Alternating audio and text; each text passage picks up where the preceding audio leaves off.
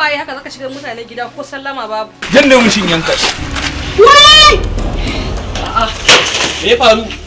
Kaga wannan mutumin Alhaji Damuna ya tara mutane almajirai amma in gaya maka karuwai ne 100 yake ba su sai a shiga da su wuf sai su shiga.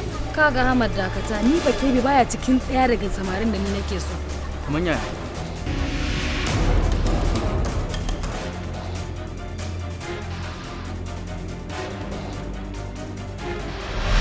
Fati, wato duk maganar da nake gaya miki baya shiga kunnen ki ko? Kai wannan yarinyar da kake gani ba mutuniyar kirki bace. A sai ka sani, sai ka san hakan. Kaga Kebi duk daɗaɗen maganganun da kake min ba za su taɓa saka ni in so ka ba. Amma na ga alama kamar baki taɓa son wani abu baki wanda baki samu ba ko? Idan ma na taɓa me ya shafe ka?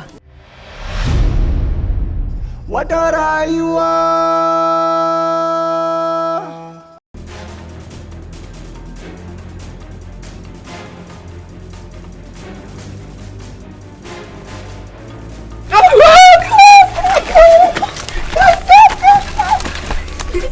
Ni fa a gani na wannan yarinya ce za ta ɗauki ɗan ta je ta kai wancan lalataccen yaron da kika raba ta da shi.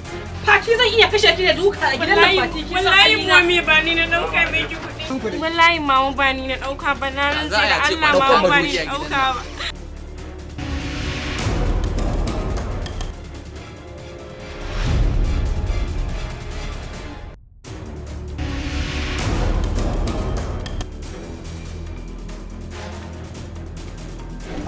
Wannan babandi munafikin nan wanda yake zama da sallo mai shayi. Kai ko munafikin nan na rantsi da Allah ka shiga cikin ɗan daban ko wani abun na rantsi da Allah sai ne muka yankan raku. Allah munafikin banza munafikin wofi wani kanka sifir. Wata rayuwa.